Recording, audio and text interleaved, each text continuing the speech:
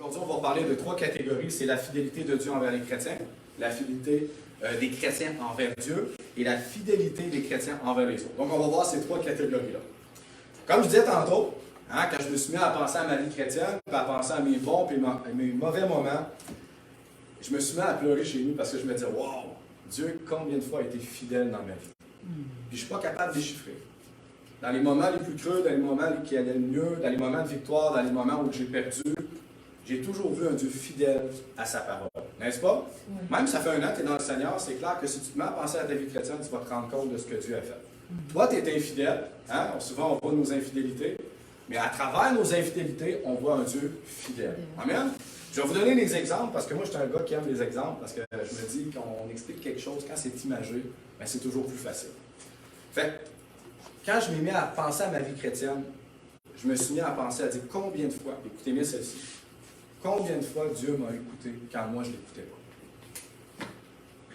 pas. Combien de fois Dieu nous parle, et des fois on fait le sourd d'oreille. Mais quand nous on a besoin, c'est vers qui qu'on va voir Dieu. Puis on s'attend qu'il nous écoute, puis on s'attend qu'il soit toujours présent. Pourquoi qu'il est toujours présent? Pourquoi qu'il nous écoute tout le temps? C'est à cause de sa fidélité. Amen? Bon, nous, parfois, on peut être infidèle, mais lui est toujours fidèle. Il y a toujours les oreilles à notre écoute pour nous aider, pour venir nous secourir. Une autre chose aussi que j'ai pensé, c'est combien de fois je me suis éloigné du Seigneur. Et lorsque je suis revenu, il m'attendait les bras ouverts. Amen? L'homme, tu peux le blesser. L'homme, tu peux lui dire des paroles, il peut s'en aller, ça se peut qu'il ne te pardonne pas, ça se peut qu'il ne te reparle plus. Ça, c'est l'être humain. Mais Dieu, lui, ça ne fonctionne pas comme ça. Que tu l'aies rejeté, que tu t'es éloigné de lui, si tu reviens à ses pieds, Dieu il te prend, puis qu'est-ce qu'il te fait? Il te fait un gros collet, puis il oublie tout le passé, puis qu'est-ce qu'il fait? Il te relève pour que tu puisses avancer. Mais ça, frère et sœur, lorsqu'on regarde la parole de Dieu, c'est quoi? La fidélité de Dieu. C'est son amour envers nous. Combien de fois aussi, frères et sœurs, Dieu m'a réconforté lorsque j'étais démoli? Est-ce qu'il y en a ici qui ont déjà vécu des moments où tu es démoli? Tu es à terre, tu pleures comme un bébé, tu ne sais plus quoi faire. Même tu pries, tu dis, t'es où? Qu'est-ce que tu fais? Pourquoi tu ne me parles pas? Mais des fois, quelques jours après ou quelques temps après, il nous parle, il nous réconforte au bon moment. Amen? Et des fois, ça se peut que dans ces moments-là, on nous dit notre façon de penser, n'est-ce pas?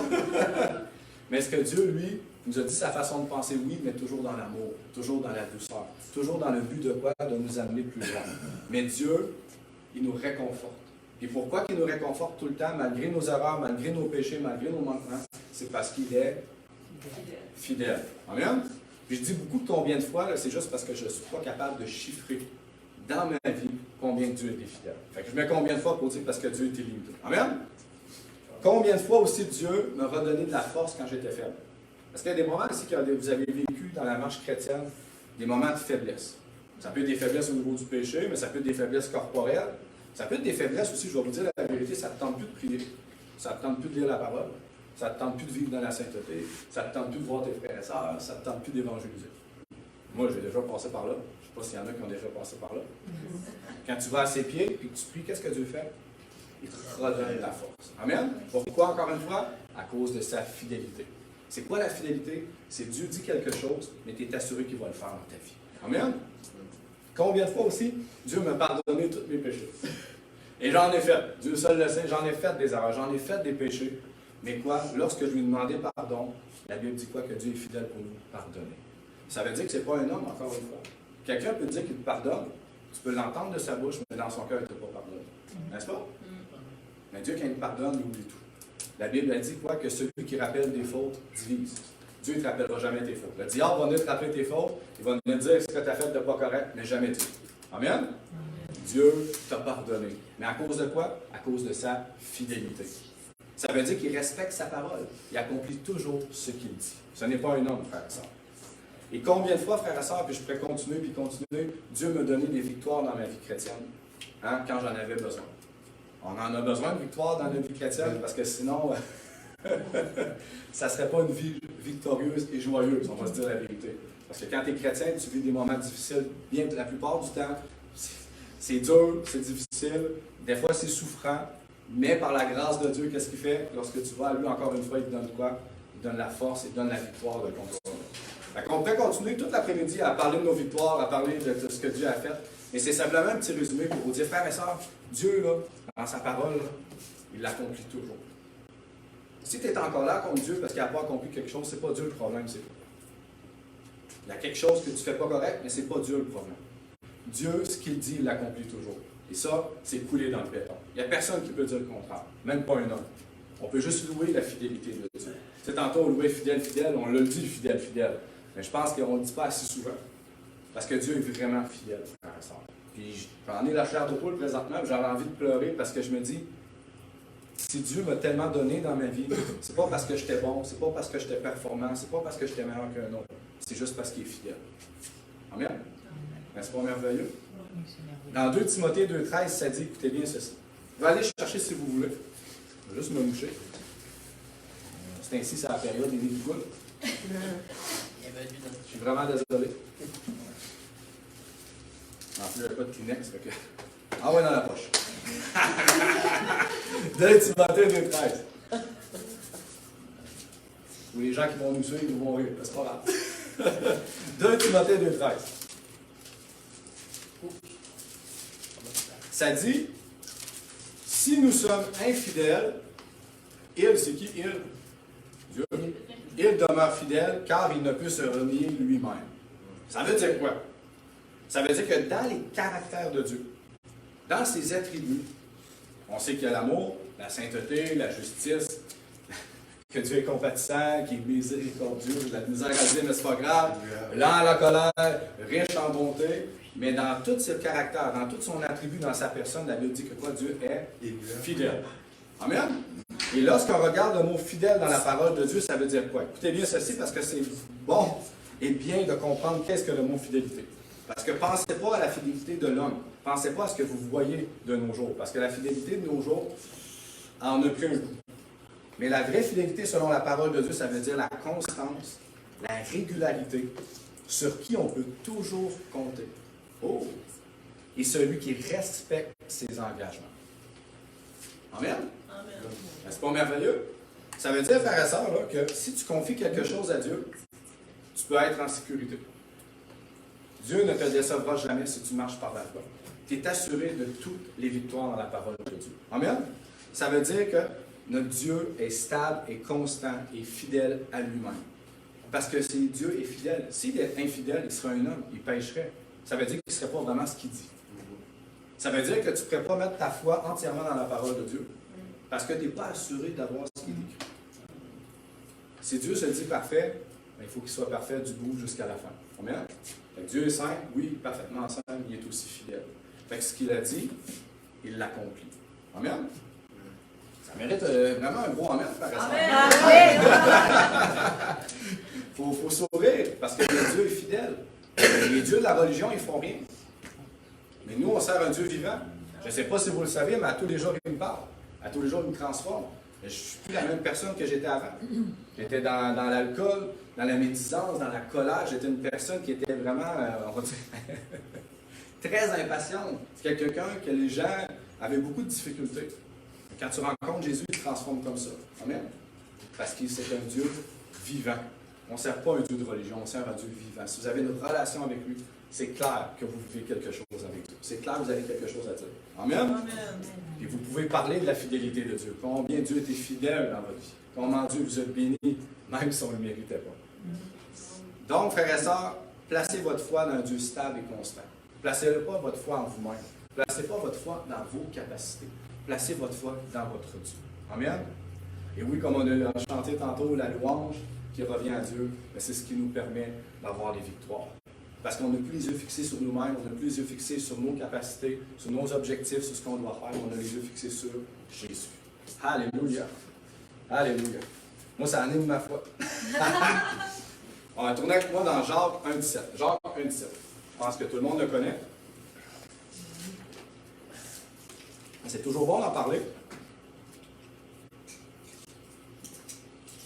Comme dirait mon frère Jonathan Bouchard, je pense qu'il est encore dans la Bible.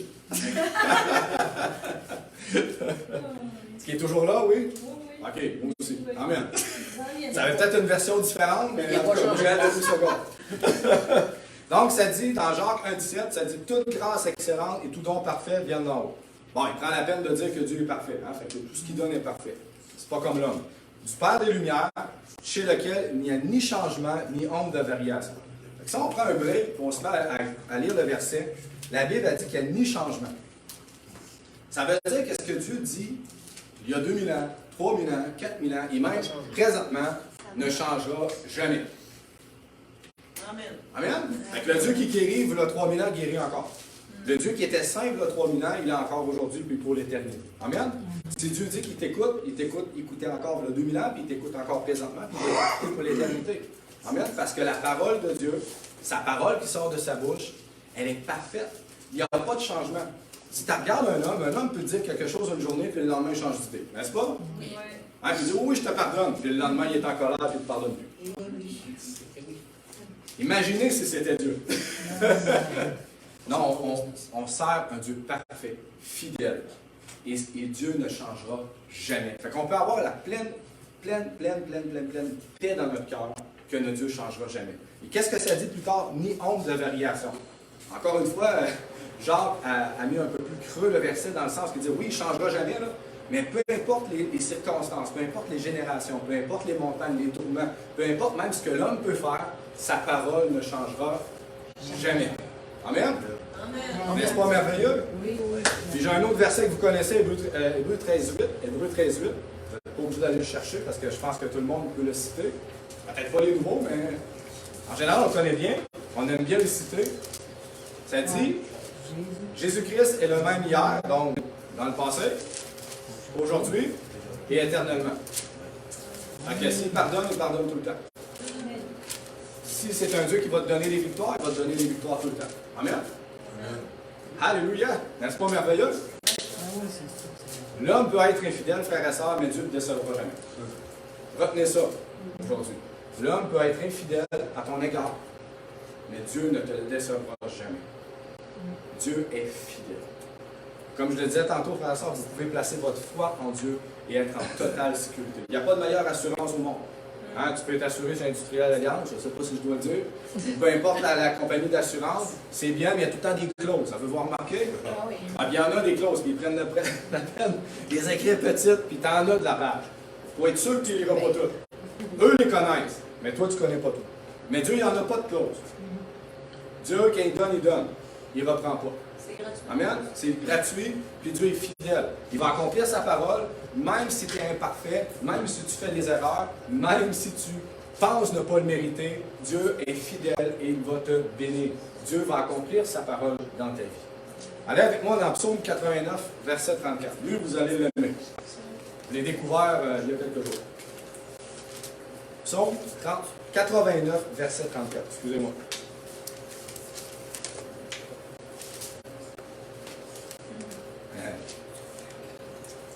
Là, si vous restez assis, là, frères et sœurs, ça mérite que vous sautez. Écoutez bien ça. Je, là, c'est pas François Nadeau, c'est Dieu. Amen? Je ne violerai point mon alliance ou mes engagements, c'est ce que ça veut dire, écoutez bien, et je ne changerai pas ce qui est sorti de mes lèvres. Amen. Ça, c'est la parole de Dieu. Ça veut dire que tout ce que Dieu a sorti de sa bouche est là. Puis Dieu prend la peine de dire que tout ce qui est sorti de sa bouche, ça ne changera jamais. Wow! Ça veut dire que ce que Dieu a dit, Dieu le pense. Ça veut dire que ce que Dieu a dit, il a pensé assez longtemps pour dire, ben, ce que j'ai dit, je vais le faire, puis je t'assurerai de le faire, puis je vais être fidèle jusqu'à la fin. N'est-ce pas merveilleux? Oui. Pas un homme, encore une fois, qui peut faire ce que Dieu fait. Et écoutez bien, plus que tu vas apprendre à connaître Christ intimement, que tu sois nouveau dans le Seigneur, que tu sois plus vieux dans la foi, le but de la vie éternelle, frère et sœur, dans Jean 17,3, ça dit quoi? C'est de quoi? De te connaître, toi, le seul vrai Dieu. Alors, plus que tu passes du temps avec Dieu, plus que tu lis sa parole, tu apprends à connaître ton Dieu. Qu'est-ce qu'il pense? Qu'est-ce qu'il dit? Qu'est-ce qu'il veut de toi dans ta vie? Tu vas apprendre à connaître son caractère, ses attributs, qui il est. Amen? Parce que tu n'apprends pas à connaître un Dieu de religion. Tu apprends à connaître un Dieu vivant. Passez du temps avec lui. Passez du temps à apprendre à le connaître, frère et sœur. Plus que vous allez connaître les Écritures, plus que vous allez savoir qu'est-ce que Dieu pense dans telle et telle situation. Ah, ça, c'est mal. Pourquoi? Parce que je le sais, parce que Dieu le dit dans sa parole. Amen? Apprenez à connaître Christ, frère et sœur, dans le temps qu'on est sur la terre. Oui, un jour, on va être avec lui, puis il avait dit, on va le connaître parfaitement. Il n'y aura plus de secret. Mais présentement qu'on est sur la terre, on doit le représenter C'est bon d'apprendre à le connaître. Faire ça, tu ne perds pas du temps. Je ne sais pas pourquoi je dis ça, mais tu ne perds pas du temps à étudier la parole. Tu ne perds pas du temps à la lire. Que ça soit une journée de temps, même si une journée tu ne vas pas évangéliser, que tu apprends à lire la Bible, là, toute la journée tu la lis, tu la médites, tu ne perds pas de temps. Parce que tu te nourris, tu apprends à avoir du discernement et de la connaissance, tu apprends à connaître ton Dieu. Puis trop souvent, de nos jours, encore une fois, on ne prend pas assez de temps de lire la Bible, on ne prend pas assez de temps de la méditer, de la creuser, parce qu'on dit, bon, j'ai d'autres choses à faire, je perds mon temps. C'est une âme à deux tranchants de l'évangélisation qui a t'habité à l'évangélisation. Parce que tu veux sauver des âmes, tu veux voir des miracles, des guérisons, mais des fois, ça te fait négliger l'autre côté, d'apprendre à connaître ton Dieu. Mais frère et sœur, ce n'est pas la guérison et les miracles qui vont te donner le discernement, mais c'est la parole de Dieu. Amen? Fait qu'il faut avoir un équilibre. Ayez un équilibre. Avez-vous vu ça, votre pasteur, lui, il est juste bon pour les miracles, la guérison, mais il ne connaît pas sa parole. Mais c'est la même chose pour notre vie chrétienne. Il faut la connaître. Il faut la mettre en pratique. Il faut sonder les Écritures. Prenez du temps, creusez les Écritures. Vous allez avoir de la connaissance et du discernement. Puis, ce que ça va produire en vous, là, ça va produire de la foi et de la confiance en votre Dieu. Vous allez savoir qui vous êtes. Vous allez savoir ce qu'il pense, ce qu'il dit dans chaque situation. Fait que tu n'abandonneras pas la foi au début, comme plusieurs chrétiens au début, qui n'ont pas les racines dans la parole de Dieu. Qu'est-ce qu'ils font? Il y a une tempête, il y a un problème, ils abandonnent la foi. Non, tu vas être solidement ancré dans la parole de Dieu.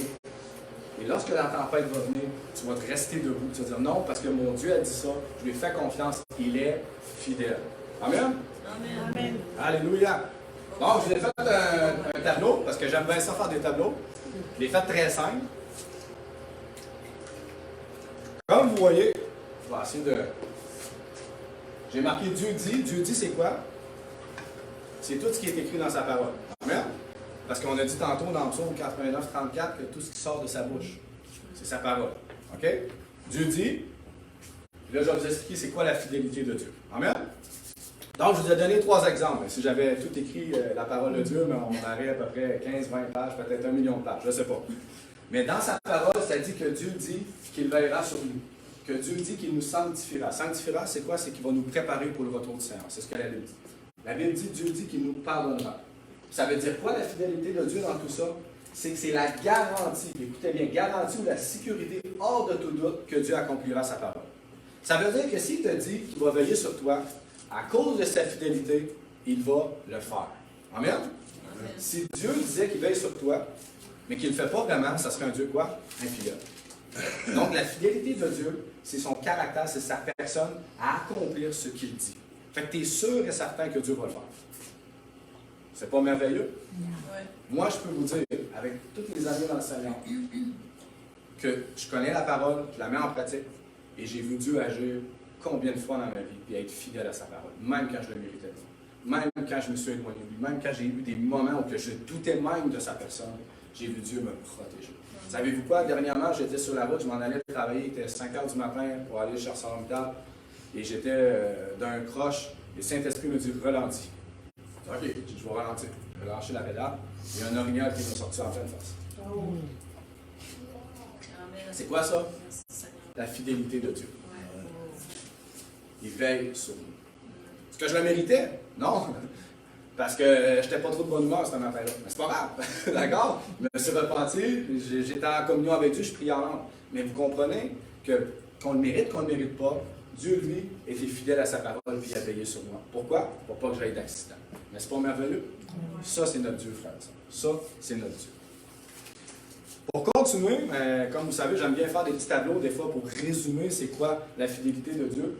Fait que je vais vous en partager quelques-uns. Êtes-vous prêts? Ouais. Vous allez l'aimer celle-là. Bon, ben tiens, je parlais de protection. Lorsqu'on étudie la parole de Dieu et qu'on regarde vraiment la généralité de la fidélité de Dieu, on se rend compte de beaucoup de choses. Un, que la fidélité de Dieu vous assure la justice.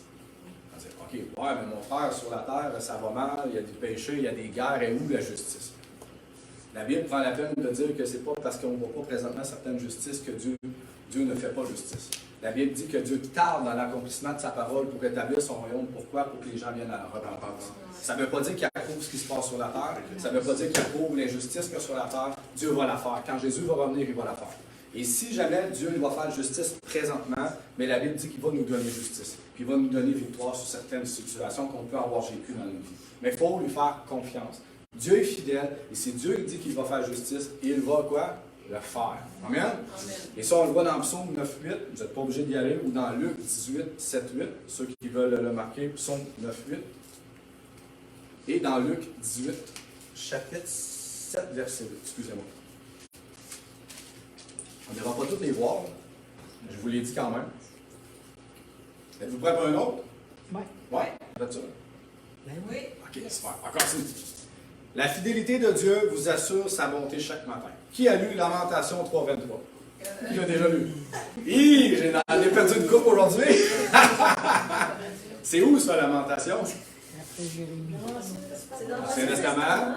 C'est C'est pas un livre qui est super populaire, là, parce que Le titre est pas. le titre est bizarre, hein, Lamentation, ça ne te tente pas trop de le lire.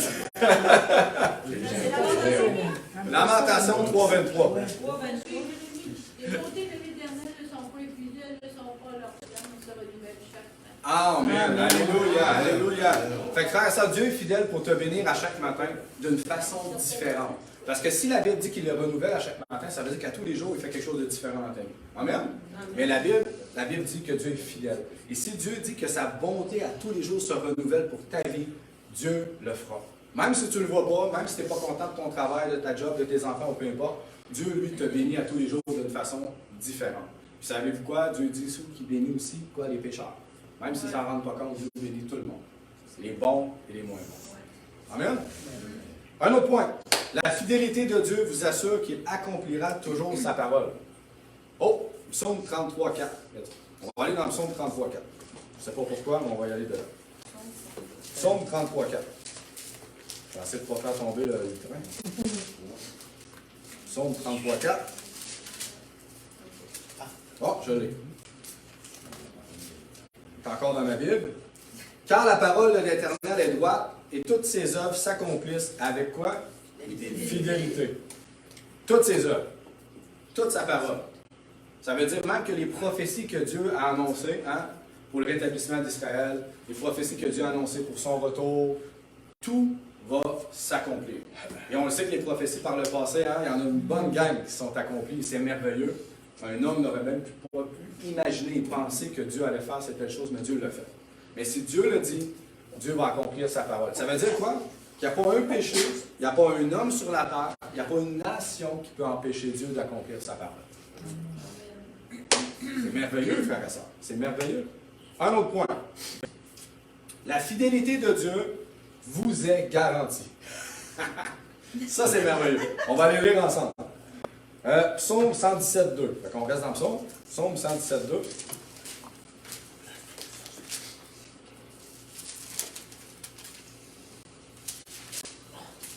Psaume 117, 2.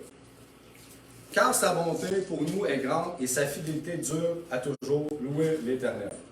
Amen. Fait que c'est vraiment quelque chose qui est garanti. La fidélité de Dieu, frères et sœurs, là, ça veut dire que c'est pas tantôt oui, puis c'est pas tantôt non. Le oui que Dieu a dit dans sa parole, c'est toujours. C'est garanti. Puis encore une fois, il n'y a pas une meilleure garantie que la parole de Dieu. Hein? Ton auto a une garantie de 3 ans, 5 ans, puis quand elle brise après ça, pouf, on ne répare plus rien. Mais Dieu, il ne fait pas ça. Il n'y a pas une garantie dans sa parole, il n'a pas donné une date limite. C'est toujours à l'infini pour l'éternité. Amen? Amen. Puis vous êtes assurés d'avoir cette garantie-là que Dieu sera fidèle dans votre vie. Un autre point, la fidélité de Dieu vous assure qu'il vous préparera pour le retour du Seigneur. Oh! Hey, ça, c'est le fun. Oui. Souvent, on parle de sanctification, on dit qu'on a une responsabilité. Ça, c'est vrai, hein? On ne peut pas l'exclure parce que la parole en parle partout. Mais il y a un beau verset qu'on va aller ensemble. Ça, je pense que tout le monde veut le lire. 1 Thessaloniciens 5, 23, 24. Ouais, 1 Thessaloniciens. Bon. C'est pas l'ultra, mais c'est la bouteille d'eau. 1 Thessaloniciens 5, 23, 24.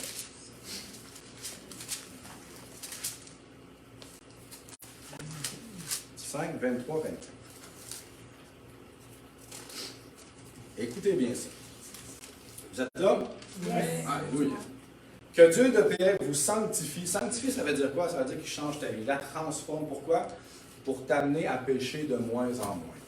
Oh, wow, écoutez bien. Que le Dieu de paix vous sanctifie lui-même tout entier. C'est-à-dire l'esprit, l'âme et le corps. Ouh! Et que tout votre être, l'esprit, l'âme et le corps, j'ai devancé, c'est pas grave, soit conservé irrépréhensible lors de l'avènement de notre Seigneur Jésus-Christ. Écoutez bien, Celui qui vous a appelé est fidèle, et c'est lui qui le fera. Hey. Dieu est en train de dire qu'il est fidèle dans ta vie, puis qu'il va tout faire pour te sanctifier, pour que tu sois prêt à être avec lui. C'est rassurant. Tandis que toi, tu as une responsabilité, oui, tu as certaines choses que tu dois faire dans ta vie pour marcher dans la sainteté, mais ça veut dire que Dieu en fait pas mal en arrière, même que tu ne vois pas, pour te préparer à rencontrer Jésus. Parce qu'il dit qu'il vient chercher une épouse glorieuse. Fait que si on s'en regarde des fois dans le miroir, on peut dire « Ouais, Seigneur, des fois on n'est pas super glorieux. » Mais c'est pas grave. Si vous vous mettez à regarder votre vie en arrière, vous allez voir que Dieu a transformé les choses. Vous allez voir que Dieu vous a sanctifié. Vous allez voir que vous avez abandonné certains péchés. Que Dieu, des fois, vous a amené à des moments de brisement où vous avez abandonné des choses qui n'étaient pas de lui. Est-ce que vous avez vécu ça? Moi, je l'ai vécu je ne sais pas combien de fois. Mais ça, frères et sœurs, c'est la sanctification qui vient de Dieu. Toi, tu sais ce que tu dois changer la plupart du temps. Amen? Ça, c'est ta responsabilité. Mais il y a des choses dans ta vie que toi, tu vas. Dieu va s'assurer de te montrer, va s'assurer de te transformer pour te préparer à rencontrer ton Dieu. Alléluia! Alléluia! Ça fait que Dieu a sa part, a sa responsabilité dans ta vie. Puis ça tombe bien, vu que j'ai dit que Dieu respecte sa parole, hors de tout doute, ben, il va être fidèle à te préparer pour son retour aussi. Puis là, j'ouvre une parenthèse, parce que j'ai déjà entendu, excusez-moi, des gens me disent, oui, mais mon frère, moi, je n'ai pas besoin de vivre dans la sainteté, c'est Dieu qui va le faire à ma place. Là, il faut faire attention. Oui, Dieu va vous sanctifier, mais tu prends part à la sanctification. Si Dieu te montre un péché, à un moment donné, tu as la responsabilité de changer aussi. Hein? Dieu ne fera pas les choses à ta place. Fait que Dieu fait son côté, mais toi, tu as une part à prendre dans ta sanctification. Parce que j'ai vu des chrétiens, des fois, être vraiment totalement dans le péché, en disant, ben, il va me préparer, je vais être prêt pour son retour. Mon ami, tu n'as pas compris quelque chose.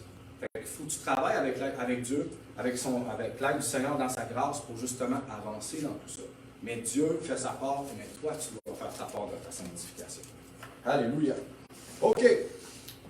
Tantôt, on en a parlé. Je vous l'ai dit que Dieu me protégeait, mais la fidélité de Dieu vous assure sa protection.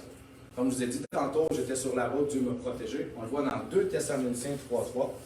On peut aller le voir, on peut aller le chercher. On était proche, hein? 2 Thessaloniciens 3:3. Juste un petit peu plus loin. Il est après 1 Thessaloniciens. 3:3, ça dit, encore une fois, le Seigneur est fidèle, il vous affermira et vous préservera du mal. Fait que Dieu est fidèle, puis dans sa fidélité, il va vous protéger. C'est vrai que dans la vie chrétienne, des fois, on va vivre des situations difficiles, mais dans tout ça, Dieu nous protège. Dans tout ça, Dieu nous rend forts et on avance. Amen? Fait que Dieu te protège.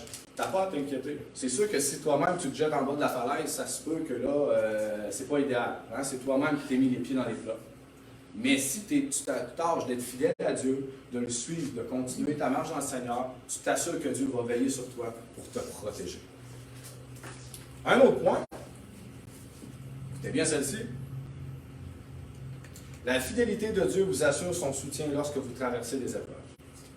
Et hein, Dieu seul le sait, on a envie des épreuves dans la vie chrétienne. Même si on est béni, même si on est heureux, on est joyeux, dans la vie chrétienne, pour marcher avec le Seigneur, on vit des épreuves. Et parfois, elles sont très difficiles. Mais ce qui est différent avec les gens du monde, c'est qu'on est assuré de la victoire, puis on est joyeux parce qu'on sait que Dieu est avec nous. On va aller ensemble dans Ésaïe 41:10. Ésaïe 41:10. Pour ceux qui ne le savent pas, c'est dans l'Ancien Testament. Ésaïe 41:10.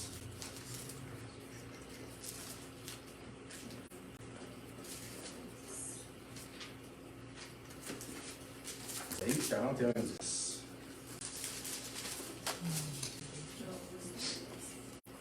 Ça dit, ne crains rien, car je suis avec toi. Ne promène pas des regards inquiets, car je suis ton Dieu. Je te fortifie, je viens en ton secours, je te soutiens de ma droite triomphante. Bon, bref, on pourrait faire un message juste avec ce verset-là, mais on comprend que Dieu est notre soutien, que Dieu est fidèle, qu'il est avec nous, qu'il est à l'écoute. Et lorsqu'on vit des épreuves, Dieu n'est pas parti ailleurs en vacances pour boire de la tequila. Il est présent, il est là, il t'aime, il te soutient, il te fortifie, puis il va te donner la victoire. Amen? Dieu est omniscient et omniprésent, il est toujours là. Il est toujours à l'écoute pour nous. Pourquoi? Parce que c'est sa fidélité. Tu peux avoir le meilleur ami du monde puis lui confier quelque chose, mais des fois, le lendemain, ça se peut qu'il est occupé à faire autre chose puis il n'aura pas le temps. Mais avec Dieu, tu n'as pas ce problème-là. Dans les pires des souffrances, dans les pires des épreuves, il est toujours quoi? À l'écoute, toujours présent pour nous. Pourquoi? À cause de sa fidélité. Un autre point aussi, la fidélité de Dieu vous assure que son amour ne changera jamais. Alors, on va aimer ça, tout le monde aime ça parler d'amour. Mais la Bible dit, frères et sœurs, dans Jérémie 31:3, on peut y aller. Ouais, on va y aller. Oh, partout des notes. Jérémie. Merci beaucoup. Jérémie. Je l'ai. 31:3. Ouais, 31:3. 31:3. OK. Ça dit, j'espère que c'est lui, 31:3. Ouais, je vais marquer. OK, on y va. On le fait début, ça ne sera pas le bon verset. De loin, l'Éternel se montre à moi. Je t'aime d'un amour éternel. C'est pourquoi je te conserverai ma bonté. Je te rétablirai encore et tu seras rétabli, Vierge d'Israël. Tu auras encore des tambourins pour parure et on continue, on n'est pas obligé de lire, mais on comprend qu'au début, frères et sœurs, c'est que ça dit quoi? Je t'aime d'un amour éternel. Je ne sais pas si vous savez, mais l'éternité, c'est quelque chose qui a sans fin. C'est quelque chose qui va durer pour toujours. Et la Bible dit quoi? Que Dieu t'aime éternellement. Encore une fois, je prends tout le temps l'exemple de l'homme, mais l'homme peut t'aimer une journée et te renier le lendemain. On le voit avec Jésus, avec les pharisiens. Hein? Une fois, ils l'ont proclamé, puis c'est eux qui l'ont crucifié. Ça, c'est l'amour de l'homme. Mais l'amour de Dieu, c'est quelque chose d'éternel qui ne changera jamais. Pourquoi? Parce que Dieu est fidèle. Puis si Dieu le dit, il va l'accomplir. Un autre point qui a rapport à son amour, ça dit que la fidélité de Dieu vous assure quoi? Son pardon. Ça veut dire que dans tes pires moments de péché, dans tes pires épreuves, dans tes moments de honte vis-à-vis de tes erreurs, Dieu te pardonne quand même. Pourquoi? Parce qu'il est fidèle. Ça ne veut pas dire de jouer avec le péché, ça ne veut pas dire de t'amuser à tomber, mais on fait toutes des erreurs, on est humain encore une fois, même si on doit progresser. Moi, j'en fais des erreurs, mais c'est le fun de savoir que mon Dieu me pardonne, c'est le fun de savoir que mon Dieu est toujours à l'écoute, puis que je suis assuré de son pardon lorsque je me repens. Amen? Tu n'as pas besoin de négocier avec Dieu pour son pardon. Tu n'as pas besoin de lui dire, ben, je vais faire ça si tu me pardonnes. Non, non, non. Ça, c'est la religion. Dieu a dit, je te pardonne pleinement si tu le reconnais tout simplement. Ça, c'est quoi? C'est encore une fois sa fidélité. Tu es sûr qu'il va te pardonner. Amen? OK, on continue. Là, on tombe du point qui est peut-être des fois moins évident, mais c'est parler de la fidélité des chrétiens envers Dieu. Oui. Mais c'est encourageant parce que quand tu sais que Dieu est fidèle, ça l'anime la foi, ça te fait connaître Dieu davantage, et ça donne une paix et une sécurité dans ton cœur. Mais il faut comprendre que la marche chrétienne, c'est dans les deux sens. Toi, tu es enfant de Dieu, tu dois représenter le Seigneur, tu dois le suivre. Et dans ta marche chrétienne, ben, tu dois aussi être fidèle à Dieu et t'attacher à la parole. On va aller ensemble dans Galates 5, 22, 23. Ça, je pense que tout le monde le connaît. On pourrait tout le réciter. Galates 5, 22, 23. Ça, c'est dans le Nouveau Testament. Tout le monde le connaît, je pense qu'on peut même le citer par cœur. Mais il y a un mot dans Galates 5, 23 qui m'a sauté. Dans les yeux, on dit peu, et c'est le mot fidélité. Écoutez bien. Mais les fruits de l'esprit, c'est l'amour, la joie, la paix, la patience, la bonté, la bénignité, la fidélité, la douceur, la tempérance, la loi n'est pas contre ces choses. Bref, on comprend que c'est les fruits de l'esprit. Mais à la base, dans les fruits de l'esprit, avez-vous remarqué que le mot fidélité est présent? Tu sais, souvent on parle de l'amour, on parle de la patience, on parle de la bonté, mais je n'ai pas entendu souvent parler de la fidélité. Et pourtant, ça fait partie des fruits de l'esprit. Ça veut dire quoi? Ça veut dire que c'est quelque chose qui devrait être en développement, en progression dans ta vie. Pas juste l'amour, pas juste la douceur, pas juste la bonté, la joie, mais la fidélité envers Dieu. Moi, dans ma version, c'est Amen. le mot fidélité. C'est quoi? Moi, ça dit l'amour, la joie, la paix, la patience, la bonté, la bienveillance, la foi, la La douceur, foi, la maîtrise. c'est la foi. La foi. La foi, c'est la fidélité, c'est la confiance que tu as. Fait que c'est juste différentes traductions. Mais à la base, vraiment, Dieu, ce qui s'attend des chrétiens, c'est qu'on soit fidèle à lui. Amen? Et la fidélité, frères et sœurs, écoutez bien ceci, c'est un caractère que Dieu recherche pour ceux qui le suivent. Ça veut dire que dans ta personnalité, tu dois commencer à mettre en pratique la fidélité envers Dieu. À t'attacher à la parole de Dieu hors de tout autre. Ça veut dire faire ce que tu dis à Dieu. Quand tu t'es engagé, tu t'es donné à Jésus, là, la Bible a dit que par le baptême, on s'est engagé envers Dieu. Ça veut dire que si on le suit, on doit respecter notre engagement envers Dieu de le suivre coûte que coûte. Et si on respecte notre parole, c'est qu'on est quoi? Un homme et une femme fidèles. Amen? Lorsqu'on regarde la parole de Dieu dans Hébreux 3.5, Hébreux 3.5, ça dit, écoutez bien ceci, pour Moïse, il a été fidèle dans toute la maison de Dieu comme serviteur pour rendre témoignage de ce qui devait être annoncé. Bon, notre modèle parfait, on sait que c'est Jésus en tant que fidélité. Quand il est venu sur la terre, il n'y a personne qui peut accoter Jésus d'une façon. On sait que c'est notre modèle parfait. Mais pourquoi j'ai pris Moïse? Parce que Moïse, c'est un être humain comme vous et moi, qui a commis des erreurs, qui a commis des péchés, qui a vécu des situations difficiles. Mais ça ne l'a pas empêché d'être fidèle à Dieu malgré tout. Amen? Frères et sœurs, écoutez bien, là. Dieu, à travers les écrits de Paul, a loué la fidélité de Moïse. Il a dit une fois, Moïse a été fidèle dans toute la maison de Dieu. Wow! N'est-ce pas merveilleux? Ça veut dire que Moïse est un homme de parole. Lorsque Dieu lui a demandé des choses, lorsque Dieu lui a demandé d'accomplir, lui a donné des instructions, des commandements et des ordres, Moïse s'est assuré de demeurer fidèle à Dieu, de respecter ses engagements, puis de quoi? D'avoir une constance, une régularité. Si Dieu a dit que Moïse était fidèle en toutes choses, Dieu est au courant de ses erreurs, est au courant de ses péchés. Mais c'est que malgré tout ça, Moïse n'a pas abandonné Dieu, mais il est resté fidèle jusqu'à la fin. Amen? Ça veut dire aussi que Moïse a été pas mal obéissant à Dieu aussi. Je pense que nous aussi, en tant qu'enfants de Dieu, plus qu'on devient obéissant à la parole de Dieu, mais inévitablement, on est fidèle à Dieu. Et je me pose même la question à moi, je me dis, moi, est-ce que Dieu dirait ça de moi? Est-ce que Dieu dirait, François, tu es un bon et fidèle serviteur?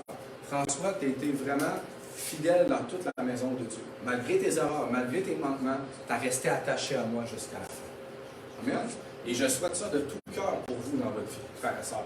Que même s'il y a la pire épreuve du monde qui tente de vous séparer de Dieu, vous dites non, je reste attaché à sa parole, je vais rester obéissant, je vais rester fidèle jusqu'à la fin. Amen? Il y a un verset, frères et sœurs, qui dit quoi? C'est dans Matthieu 25-23, ça dit bon et fidèle serviteur, tu as été fidèle en peu de choses, je te confierai beaucoup, entre dans la joie de ton âme. Ça veut dire que si on est fidèle jusqu'à la fin de notre course, bien, le ciel est ouvert pour nous. Amen? Et je vous pose la question aujourd'hui. Si tu perdais tout aujourd'hui, est-ce que tu resterais quand même attaché à Dieu? Tu perds ta famille, tu perds ton travail. À l'exemple de Job, tu perds tout, tu n'as plus rien. À la toute fin, c'est ta santé qui est atteinte. Il y en a qui ont des exemples, hein? Ah? C'est la sagesse. Amen. Mais vous comprenez? Est-ce que vous resteriez quand même attaché à Dieu? Parce qu'il y a des gens, frères et sœurs, que dans les situations d'épreuve, leur cœur change. Pourquoi tu as permis ça? Pourquoi tu as fait ça? Ils se rebellent contre Dieu. Mais, frères et sœurs, avez-vous déjà lu l'histoire d'Abraham? Frères et sœurs, Abraham, là, Dieu a éprouvé sa fidélité en lui demandant de sacrifier son fils. Juste au moment où elle allait poser le coup de couteau, Dieu a intervenu et a pourvu pour faire le sacrifice. Mais savez-vous quoi? Ça, c'est peut-être un test de fidélité ultime. Et qu'est-ce que ça l'a permis par la suite? La Bible nous dit qu'à cause d'Abraham, à cause de sa fidélité, nous sommes tous bénis à cause de lui. Amen? Il était prêt à tout perdre, même son fils. À l'exemple de Dieu puis Jésus. Et c'est vrai. Merci Seigneur de ta présence. Il était prêt à tout perdre. Dieu a éprouvé sa fidélité. Puis Moïse a montré sa fidélité à Dieu. Puis il a dit, c'est bon, je te confie de grandes choses. Amen? C'est la même chose dans notre vie chrétienne. Si tu es fidèle à Dieu, les tests que Dieu permet dans ta vie révèlent ton cœur, révèlent ta fidélité pour Dieu. Et si tu demeures attaché à la parole, si tu demeures attaché à Dieu malgré tout, qu'est-ce que Dieu fait? Il te bénit, il te récompense, il t'élève. Amen? Puis notre sœur Annie, c'est un exemple aussi, dernièrement, avec ce qu'elle a vécu aussi. Moi aussi. On vit des tempêtes, on vit des moments difficiles, mais tu dis non, je prends position, je reste là, je reste fidèle à Dieu. Puis qu'est-ce que Dieu fait? Il récompense par la suite. J'ai une question par rapport à Abraham, parce que ça m'intrigue beaucoup. Tu sais, on le sait que justement, il a été fidèle, tout ça, puis il y a eu la récompense, mais au moment où Dieu lui a demandé ça, qu'est-ce qui a pu lui passer par la tête? Dans le sens de, tu sais, Dieu nous demanderait, tu sais, là, on n'est pas dans la même réalité aujourd'hui, mais Dieu nous demanderait ça, je veux dire, comment... Je me demande juste à l'intérieur, là, qu'est-ce que tu peux dire, pourquoi Dieu veut que je fasse ça? Tu sais, on n'est pas dans la tête d'Abraham, mais c'est clair qu'il s'est tout posé des questions, si tu me parlais, mais Dieu s'est révélé fortement à lui. C'est clair qu'il devait avoir des doutes. Mais en même temps, il a vu tellement Dieu agir, il a vu la grandeur de Dieu, puis il était fidèle. C'est clair qu'en montant jusqu'à la montagne, il devait être là, puis il devait monter pas trop je ne sais pas. Mais il y avait la confiance en Dieu. C'est l'ange qui demande à Abraham de faire ça. C'est pas Dieu directement. Dieu a passé à travers l'ange. Abraham, il savait que Dieu il avait un plan derrière de ça. Puis il ne faut pas oublier qu'est-ce que l'ange dit quand il saisit le bras, il dit Dieu se pourvoira lui-même de l'agneau. C'est une grande prophétie qui était accomplie par le sacrifice de Jésus. C'est là qu'ils l'ont compris, puis il y a beaucoup de musulmans qui viennent au Seigneur par cette parole-là. Parce que quand Jésus il y a eu le sacrifice de Jésus sur la croix, eh bien, c'est l'accomplissement de la prophétie quand que l'ange il l'arrête, Abraham, puis il dit à Abraham, il dit Dieu se pourvoira lui-même de l'agneau. Là, ça a tout pris son sens là, dans le sacrifice de, merci de Dieu. Ben oui, merci beaucoup. Fait que tu comprends que oui, c'est clair que dans sa tête, même si... C'est plus parce qu'on dit tu ne tueras point. Là, donc moi, j'ai de la misère dans ma tête avec le tu ne mais tueras comme notre frère a dit, c'est clair qu'il y avait des paroles, il y avait Dieu s'est révélé fortement à lui. Mais regarde, Dieu s'est révélé fortement à moi dans ma vie, très fortement. Puis il y a des moments dans ma vie qui me demandaient des pas de foi. Et même si Dieu m'avait donné des paroles à l'exemple d'Abraham, jusqu'à la dernière minute, tu as des doutes qui te passent dans ta tête. Ça virevole pas mal, là, tu comprends? Mais si tu fais le pas de foi, tu vois la gloire de Dieu par la suite. C'est la même chose qui s'est passée avec Abraham. Puis moi, je vous pose des questions, frères et sœurs. Est-ce que vous voulez devenir des hommes et des femmes en qui Dieu peut toujours avoir confiance? Est-ce que Dieu peut dire de nous, lorsqu'il nous regarde, hey, cet enfant-là, cette femme-là, cet homme-là de Dieu, quand je lui demande quelque chose, il m'écoute tout le temps. Il est toujours présent. Il n'est pas occupé à faire autre chose. J'ai besoin de toi. Oui, Seigneur, je suis là. Amen. Parce qu'une personne fidèle est toujours présente pour Dieu. Est toujours à l'écoute. S'occupe toujours du royaume de Dieu. Est toujours présent pour obéir à Dieu. Même beau temps, mauvais temps, circonstances favorables ou non, même si tout le monde est contre toi, la personne qui est fidèle à Dieu prend position et sert son Dieu jusqu'à la fin. Amen. Et c'est notre responsabilité, frères et sœurs, de veiller sur nos voies. Et si on voit qu'à certains moments dans notre vie chrétienne, on a des écarts, on est moins fidèles, c'est à nous à nous corriger, tout simplement. Dieu va nous donner la grâce d'y arriver. C'est pas merveilleux? Donc on n'a pas à se condamner, on a juste à s'analyser. Et moi, dans ma vie chrétienne, si je peux donner comme exemple, je suis une personne qui s'analyse à tous les jours. À tous les jours, je pense en général à ma journée. Qu'est-ce que j'ai fait? Où j'ai eu des manquements? Je ne me condamne pas.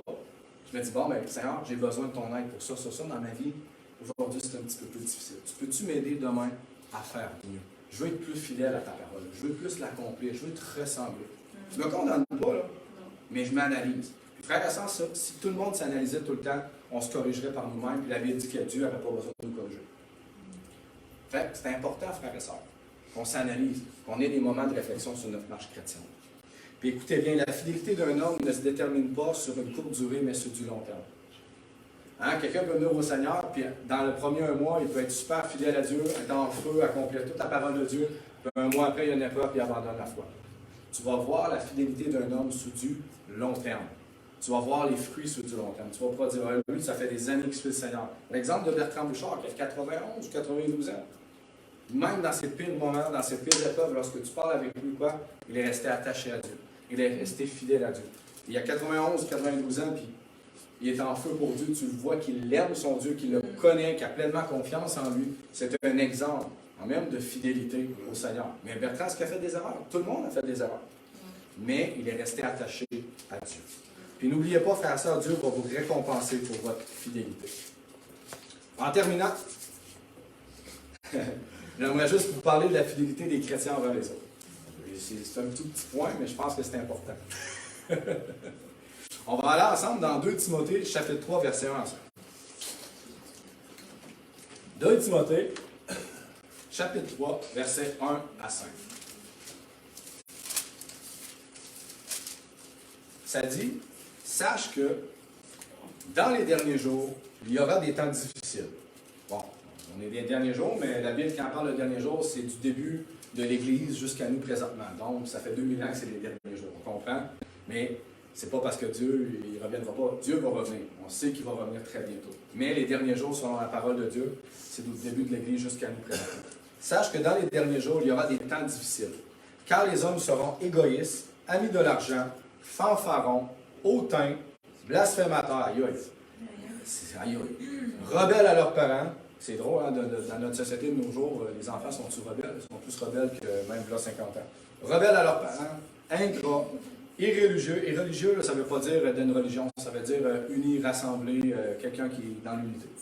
Insensibles, déloyaux, calomniateurs, intempérants, cruels, ennemis des gens de bien, traîtres, emportés, hantés d'orgueil, aimant le plaisir plus que Dieu, ayant l'apparence de la piété, donc de la sainteté, mais reniant ce qui en fait la force. Éloigne-toi de ces hommes-là. Aïe aïe. Mais moi, le mot qui saute dans ce verset, c'est le mot déloyaux. Puis le contraire de déloyaux, c'est quoi? Quelqu'un qui est loyal. Amen? Donc, le mot loyal ou fidélité, ça se ressemble. C'est quelqu'un qui respecte ses engagements, qui respecte sa parole. Amen? Parce qu'on va se dire la vérité. Dans notre société, excusez-moi, les politiciens sont bons pour faire des promesses. N'est-ce pas? Mais la plupart du temps, ils ne les accomplissent pas. N'est-ce pas? Hein? Ils disent un oui, ils promettent quelque chose, puis le lendemain, ça change. C'est vrai? Ça, c'est la fidélité de nos jours. C'est la loyauté. Les gens disent quelque chose, mais ne respectent même pas. On peut parler même des mariages, présentement, frères et sœurs, qui sont constamment brisés. Hein? Les gens se jurent fidélité jusqu'à la fin, puis ils divorcent 2, 3 et 4 fois. Le mot fidélité n'a plus le même sens que c'est dans les valeurs chrétiennes. De nos jours, on dit les gens vont dire, moi, je suis une personne fidèle. Mais quand tu regardes les fruits, tu dis, mon ami, tu n'es pas fidèle parce que tu ne respectes pas ta parole. Et je crois qu'en tant qu'enfant de Dieu, il faut prendre conscience, frères et sœurs, que si nous sommes des chrétiens, on représente le royaume de Dieu, si Dieu est fidèle, nous, on se doit d'être fidèles aussi envers les hommes. Ça veut dire que lorsque quelqu'un te confie une tâche, confie un travail, ou que tu t'engages par ta bouche à faire quelque chose, même si ça ne te tente pas, ou qu'une journée que ça va mal, ou peu importe, tu respectes ta parole. Parce que, frères et sœurs, nous sommes chrétiens. Et les gens nous en regardent. Et si on dit qu'on fait quoi, qu'on ne le fait pas, eux nous le pointent du doigt. Un chrétien, c'est supposé d'être fidèle. Un chrétien, c'est un homme, une femme de parole. C'est vrai. Même moi, ma femme, le jeudi, une fois, elle dit, tu m'avais dit que tu faisais la recette. Tu es supposé d'être fidèle. Mais vous comprenez? Elle, là, ce qu'elle se rappelle, c'est pas toutes les belles choses que j'ai faites dans la journée. Elle va se rappeler de mon manquement, de mon infidélité à ma parole, que je n'ai pas respecté mon engagement. Même si c'est anodin, que c'est juste laver la vaisselle. Amen? Mais quand elle regarde la parole de Dieu, un chrétien devrait toujours respecter ses engagements. Toujours respecter sa parole. Et si tu n'es pas sûr, qu'est-ce que la Bible a dit? Ben, que ton oui soit oui et que ton non soit non. Si ça ne tente pas, là, dis pas un oui faussé. Dis non, je ne peux pas. Fait que tu ne t'engages pas. Puis si tu dis oui, et tu sais que ça va être difficile, fais ton oui quand même. Même si ça ne te tente pas. Mais respecte ta parole. Et même si je prends d'autres exemples, combien de fois qu'on va voir à la TV, dans le journal, les gens vont prendre des engagements personnels. Moi, je l'ai vu dans ma vie, des gens qui ont dit « Mon frère, je vais te faire ça. » Ça n'a jamais été fait. Fait que j'ai dit, moi, quand les gens me disent quelque chose et qu'ils le font pas, ça me bloque. Amen? Des fois, j'ai vu aussi des gens prendre des engagements communautaires dans la ville de cette île. On va réaliser telle chose, on va faire telle chose, puis on vous le promet que ça va être fait. Puis tu en entends parler après 5 ans, toi, c'est pas fait encore. C'est vrai? Mais est-ce que c'est un bon témoignage? Qu'est-ce que ça fait? Ça nous blesse, puis par la suite, on a de la difficulté à faire confiance. Alors, les chrétiens, on devrait être les personnes auxquelles les gens peuvent faire toujours confiance. Et je le répète, si c'est un oui, c'est un oui, si c'est un non, c'est un non. Mais on ne dit pas des oui qui sont faussés. Parce que si on ne fait pas ce qu'on a dit, on blesse les gens. Et les gens perdent confiance. Et je le répète, on doit avoir un bon témoignage à l'exemple de Christ, à l'exemple du Seigneur, à l'exemple de Dieu, qui respecte toujours sa parole. Amen?